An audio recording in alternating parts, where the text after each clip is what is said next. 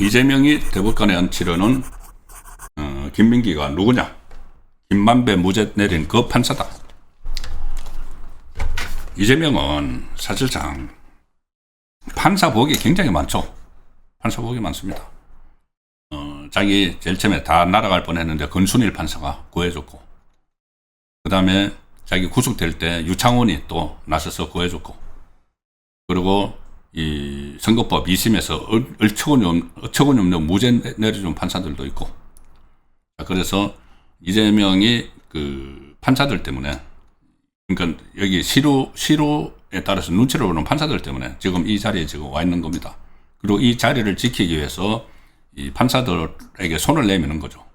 그리고 특히 대법원을 지금 좌파 판사들로 채워 넣어 가지고 나중에 자기 재판 5개 어차피 다 대법원으로 가니까 거기서 권순일 같은 그런 인물을 하나 좀 박아 놓으려고 하는 그런 시도가 있고, 거기다가 또 뭐 조이대에 대해서 급박을 해서 윤석열 전 대통령 관련된 사건들 완전히 그 중형에 처하도록 하고 뭐 여러 가지 지금 그 노림수가 있습니다.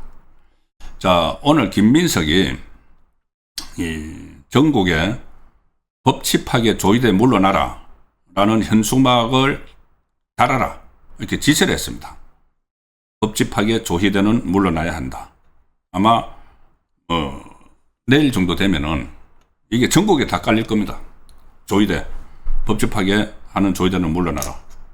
이게 각 그러니까 그 지역당에 다 지시를 했죠. 그럼 지역당이 이제 지시를 받았지. 아마 지금 좀 막 그 현수막 만들고 있고, 내일 되면은 전국에 아마 이 게시판이 도배가 될 겁니다.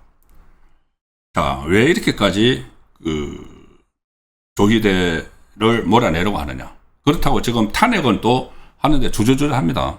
탄핵을 했다가 역풍을 맞을까봐 탄핵을 했는데 저번에 한덕수 국무총리처럼 이 헌재에서 기각이 돼버리면은 엄청난 역풍을 맞죠. 그거는 주저주저하면서 이제 스스로 물러나라고 막 그러니까 급박을 하죠. 김민석은 그런 말까지 했습니다. 조희대 대법원장을 향해서 퇴학을 구걸하는 불량 학생이다. 당장 나가라. 이게 사법부 최고 수장에 대한 예의가 아니죠. 뭐 물론 언제 이 좌파 정권이 예의를 따졌습니까만은 그때 대법원 쳐들어가 가지고 법대 위에 가 가지고 자기들끼리 셀카 사진 찍고 난리를 쳤죠. 그런 사람들인데 지금 그 현수막을 전국에다 걸면서 대대적인 여론전을 하는데, 이것은 크게 보면 두 가지 이유가 있습니다. 하나는 전당대회 때 보시면은 정청래 쪽은 어떻게 보면은 강성 지지층들이죠. 친노 친문으로 오는 강성 지지층이고, 이 김민석 쪽은 이재명 해서 거기보다는 연성이죠. 근데 이제 어떻든 이 호남 쪽의 표를 받아가지고 당선이 됐으니까는 강성 지지층의 그 민심을 가져가야 됩니다. 정청래 쪽에 계속 놔두면 안 되죠. 정청래 쪽에 놔두면 이게 정청래가 어떤 그 반란을 일으킬지 모르죠. 그러니까 강성 지지층의 그 민심을 다시 사기 위해서 조희대를 희생양으로 삼는 거죠. 조희대 이재명에 대해서 그 유죄 취지 파기환송하는 걸 이끌었다. 그렇게 하면서 조희대를 완전히 희생양으로 삼음으로써 일종의 악마화를 해서 자기들이 이야기하는 선명성을 가스를 해서 좌파를 결집을 하려는 그런 목적이 하나 있고, 그것은 어떻게 보면 좀 추상적인 목적이죠. 구체적으로는 조희대 체제를 붕괴시켜서 그 조희대 체제가 이재명 정권의 정권 유지에 부담이 되니까 뭐 재판 재개할 가능성도 막 있고, 또 윤석열 그 전 대통령 관련 재판 최고형을 이제 담보를 받아야 되고, 그리고 또 조희대 대법원 지금 그것을 안 하고 있어서 저도 비판을 하고 있지만, 김용 이재명의 핵심 척건은 김용, 그리고 이재명 배우자 김혜경, 여기도 지금 대법원에 재판에 올라가 있습니다. 김용은 징역 5년 1, 2심에서 받은 게 올라가 있고, 김혜경은 그때 법인카드 가지고 우원식 그 배우자 이쪽에 밥 사줘가지고 이 선거법 위반으로 2심에서 150만 원 받은 거 있죠. 그것도 부담인 거죠. 조희대 대법원이 언제 이것을 두드려 버릴지 모르니까. 자, 그래서 일단 조희대 체제를 내리 그냥 와해시키려고 하는 것이고, 특히 조희대가 이재명이 그토록 원하던 김민기 판사를 안 받아들이려고 하기 때문에 이게 다시 쫓아내는 그 작업에 나섰다. 자, 김민기가 도대체 누구길래 이재명이 그렇게까지 앉히려고 할까? 이거 노태하 후임인데, 그 대법관에서 물러나는 노태하 후임인데, 지금 조희대 대법원장이 일종의 통보를 했죠. 손봉기 이 판사를 대법관으로 임명 제청한다고 일종 그 서면으로, 보통 이제 만나서 협의를 하는데 그거 없이 서면으로 통보를 했죠. 자, 그런데도 불구하고 임명 제청을 대법원장이 한다고 해서 그걸 꼭 받아들이지 않아도 된다, 뭐 이런 주장을 좌파에서 하고 있습니다. 그래서 이것을 또 바꿔버릴지도 모른다. 오로지 김민기를 위해서, 김민기를 앉히기 위해서. 자, 김민기가 누구냐? 일단 제가 이렇게 쭉 파악을 해보니까 경기도 안양 출신입니다.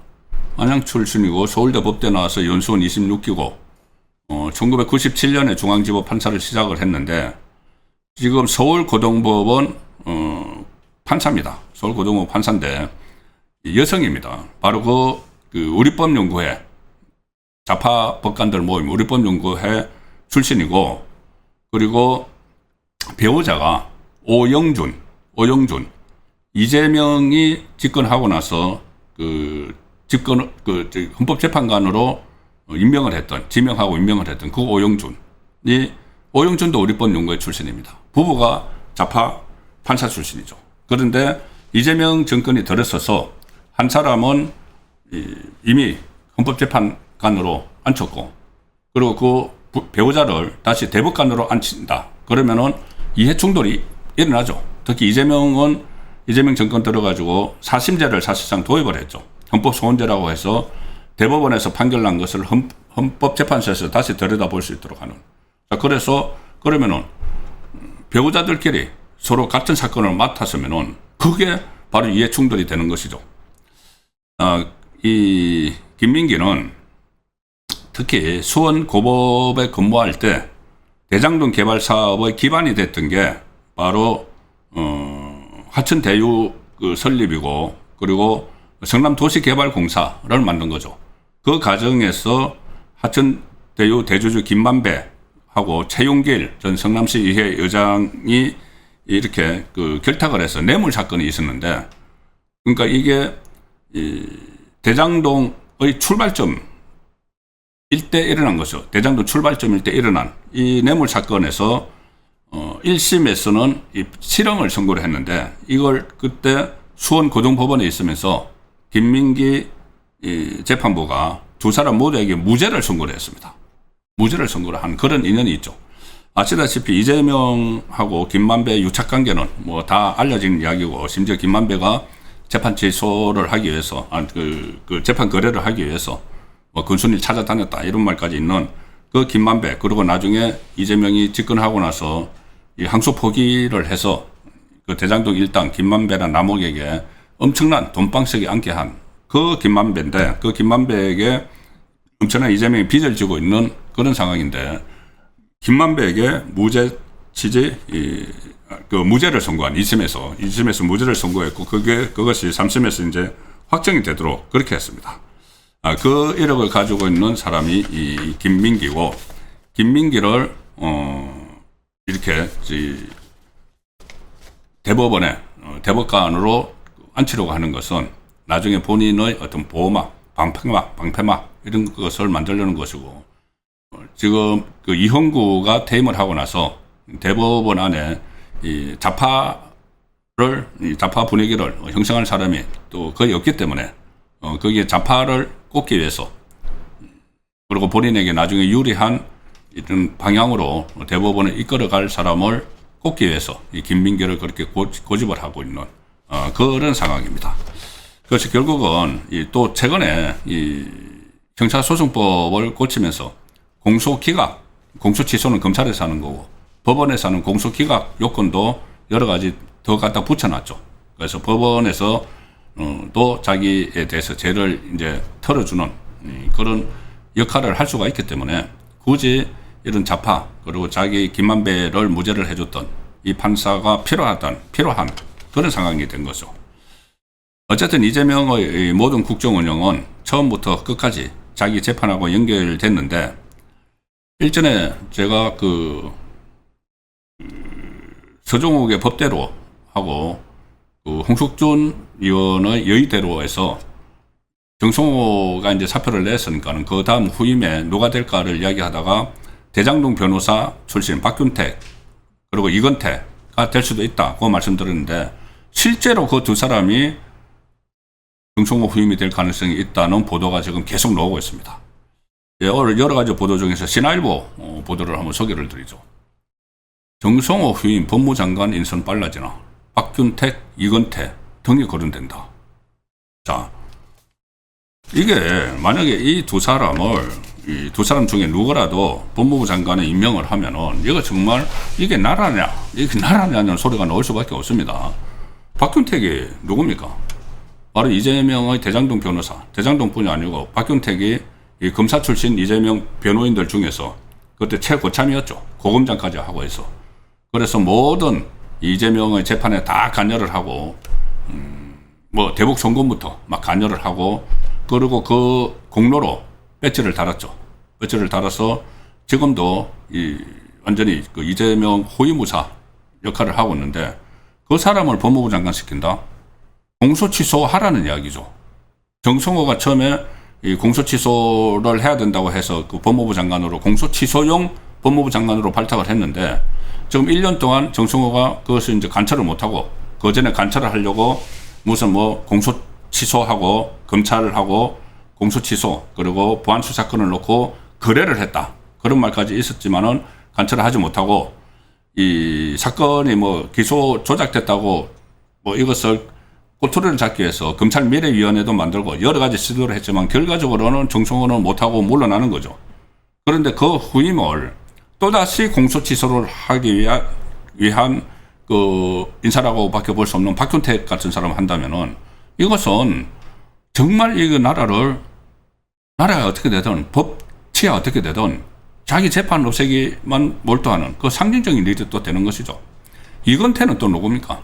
이건태도 변호사, 이재명 변호사 출신이고 이재명 공소취소 모임, 이 변호사 출신으로서 금배지 달아가지고 이재명 공소취소 모임을 그 주도를 했던 인물이죠. 그리고 공소취소 모임을 간사를 했고 그 특검법, 공소취소용 특검법을 전부 다 성안을 해서 그거 다 만들었고 그것도 이제 공소취소를 위한 국정조사 그것도 다 이건태가 했던 겁니다. 그런데 그 사람을 만약에 법무부 장관으로 정성호 후임을 한다. 아주 노골적이죠. 노골적. 그런데 한편으로는 그렇게 하면은 정말 이 두 사람 중에 한 사람을 법무부 장관으로 하면은 국민이 정말 어떻게 볼까요? 이 이재명 정권을 여태까지도 정말 정권 같지 않은 그런 정권이었지만은 이런 인사가 만약에 일어난다고 하면은 이재명 정말 오래 가지 못합니다. 본인의 재판을 없애기 위해서 국정을 엉망으로 만드는 그런 시도가 계속 잇따르고 있는데 인사에서 물론 이재명이 못할 거는 없죠. 지금까지 보면 자기 변호사들 전부 다 여기저기 요직에 다 하고 또 청와대 안에도 전부 다 포진시키고 무슨 법제처장에도 보내고 유엔 대사도 보내고 국정원에도 보내고 이 법무부 장관이 이렇게 또 인사 실제로 날 수가 있습니다. 그러니까 이런 일들을 빨리 이제 차단을 하고 정말 국가 정체성을 망치는 그리고 한 사람의 죄를 털어내기 위해서 엉망진창으로 사법 질서를 망치는 이런 일을 차단하기 위해서라도 국민의 힘 역할이 중요하다는 말씀 오늘도 안 드릴 수가 없습니다.